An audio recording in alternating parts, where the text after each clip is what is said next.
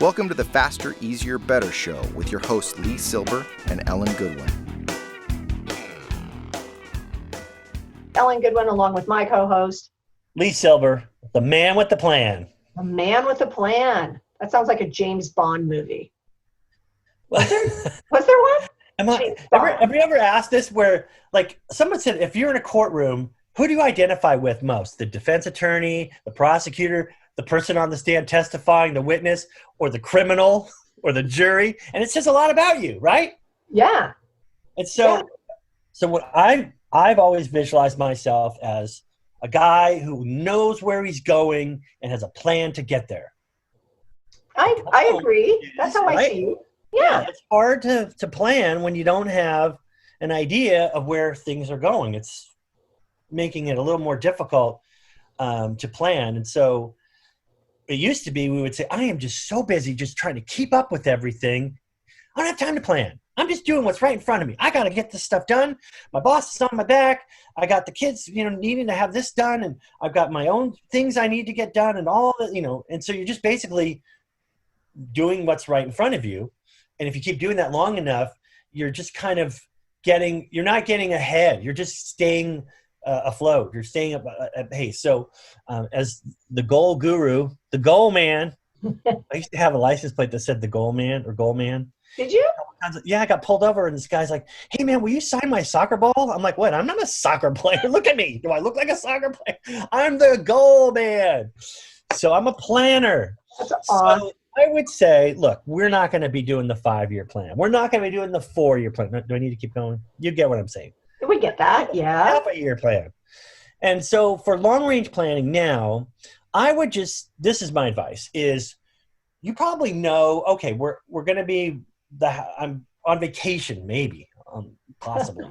Or I know every year at this time I'm working on this project, whatever. So at least we can plan the next 6 months knowing what we really want to do, something if it's big for yourself or important for your career or it just needs to get done, and then try and make sure you have blocked out time to do it. That in and of itself is about as much planning, I think, as we can do, not knowing what's ahead in 2021. I think I have an idea of I think it's more wishful thinking, what I think is going to happen. Right. And it's going to be great. Or better, not great, better. And so I'm looking forward with, an eye towards 2021, but I don't want to just throw this year away. No, not at all. That's what I'm doing, is I'm trying to get the most out of the second half of this year. By the time this episode airs, we'll be in we just kicked off the second quarter. We got the ball on the 25 and we're calling the plays. We're going to drive the ball down the field and score some touchdowns. We're coming back. It's a comeback drive. So that's how I'm looking at it. The first half of the year, all right, we're a little behind. We're a little behind. We're trailing. But the second half of the year, I'm using the football analogy. We are going to score. We're coming back strong. No, and I agree that we can't just go, okay, I'm going to deal with today. No, because we're going to be 3 months down the road, and you don't want to have just wasted those 3 months.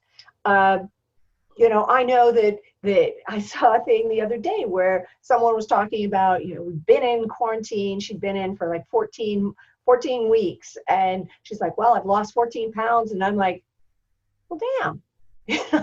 I pretty much ate my way through all 14 weeks. And I'm like, you know what? If you did one small thing every week, that stuff adds up. And it's not just with weight, maybe it's with work. Maybe this is the time you're writing more and you're writing every day, and that's going to add up.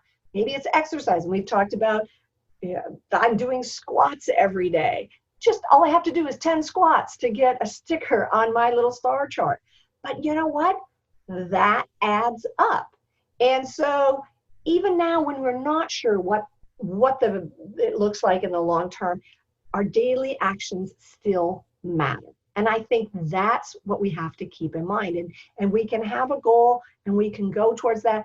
Maybe we don't know what it's actually going to look like, but I'd rather have a plan to be closer to it than be like, oh crap, I'm so far behind now.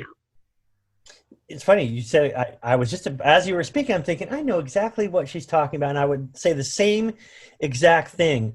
And again, even when we think we know what's going to happen, right? Let's say before BC, before COVID, we thought, well, I'm going to plan this for next year, and I'm going to do this and that.